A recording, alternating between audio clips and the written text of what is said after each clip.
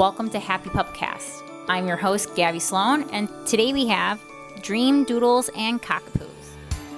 Welcome back, guys. Thank you so much for joining us today. We are here doing another one of our breeder series, and today we have Amanda. So Amanda, if you want to go ahead and let us know like who you are and what you guys breed and where you're at. My name is Amanda Scarcelli, and we are Dream Doodles and Cockapoos. We are located in Rockton, Illinois. We have cockapoos, cavapoos, and occasionally mini Bernedoodles as well. Why did you get into breeding? Where did you start and like progress to today? My parents have been raising dogs my whole life, so it's all I know. I started their training. They have what's called the Started Puppy Program. I've been doing the training for them 6-ish years, and then I started breeding when I had a handful of mama dogs. And then, so it's more, I'm on the hobby breeding side of it, and it's the perfect combination. My kids are now growing up with the same experiences I had growing up. I'm really happy to be able to do that. Aw, that's so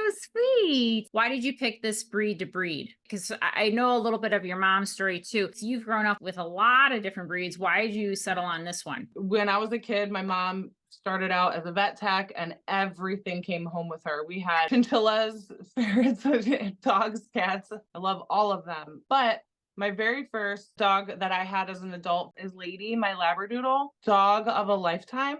I will never experience another Lady, and I just absolutely love their temperament. They're very intelligent, loyal, awesome family dogs. The Bernedoodles, so my one Bernese mountain dog is Dakota. I use Leonard as our stud, which is my mom's mini poodle, and he is so silly, quirky, little. It is such the perfect mix. And my parents, they've been doing doodles for 20 plus years. So it was just kind of natural that I fell in love with them too. And a lot of families that have allergies or need the temperament for service dogs. Since your mom, she still does do so much breeding. When you got Lady, was that from a litter you guys bred? Did you pick her out? So Lady actually was picked by my mom, and then we were going to be her guardian home, but she actually wasn't cut out to be a mother. She didn't do well leaving our house, going back to my mom's to have the puppies.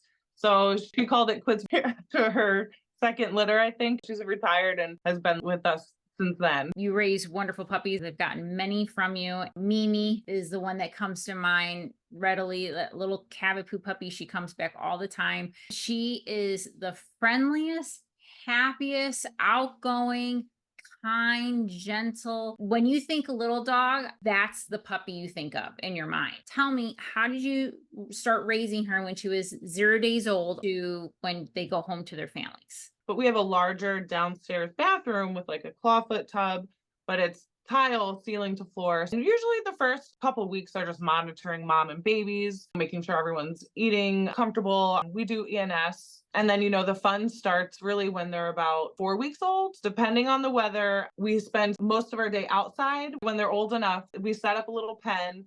They have their little play toys, and all of the kids, the walkers in the neighborhood, like everyone loves and plays with the puppy. And then even in the winter, we still always have kids at our house.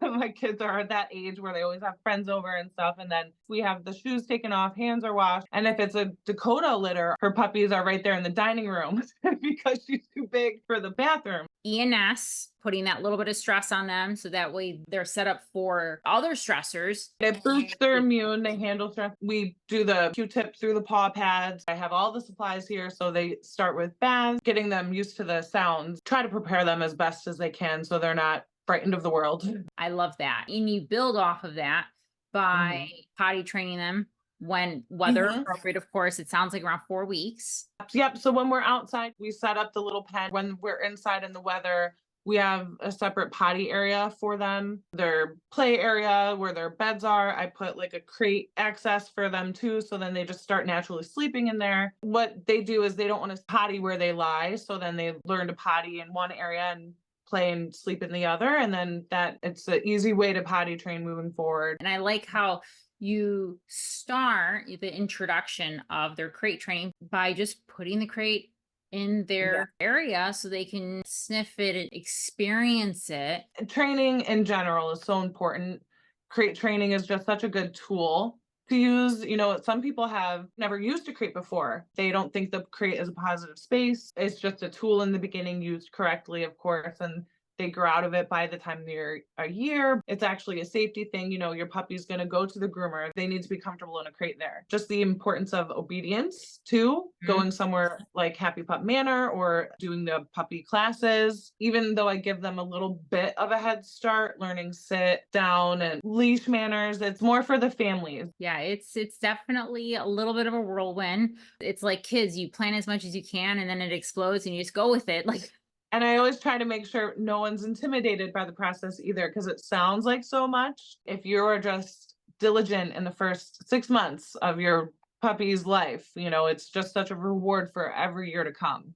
Yeah, definitely if you just take it one step at a time. If somebody wanted to get a puppy from you, how do they reach out to you, get on your list? I only have a handful of mom dogs. They might have one a year, each of them. If you wanted to get a puppy, you'd pretty much just have to wait for a litter announcement via Facebook, and then I put it on my website. Then I start a list of whoever's interested. And then once the puppies are born, then I will take deposits. You could call me. My number is listed on my Facebook and my website. It's almost as if, if it's meant to be, it's meant to be. People do reach out, between litters, and they're like, oh, I'm interested in the next one. So I do reach out to them first. Best way is to really just keep an eye on Facebook.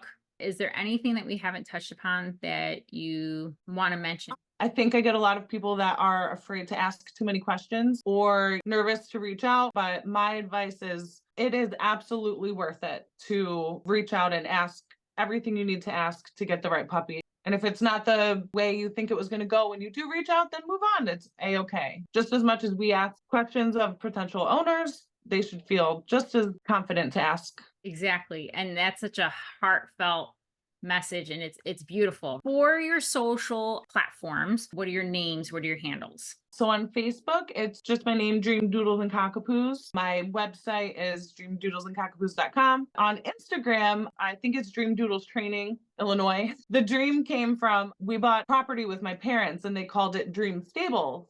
And we were going to build our house on there. And then, we ended up getting this house instead, but it was going to be Dream Stables, Dream Cockapoos. So that's where the dream came from. Aww. I love it when the name has a meaning behind it. So thank you so much for sharing that. And thank you for having me. really, I admire you so much. I send everybody your way. If you want the best, go to Gabby. Thank you. Thank you so You're much. welcome. That's so Thanks kind. for having And me. I think you guys raise wonderful puppies, and I would get more puppies from you if, like you said, it's just a few litters a year, but I definitely get a lot from your mom.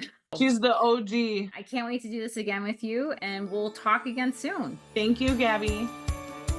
Bye. Bye-bye.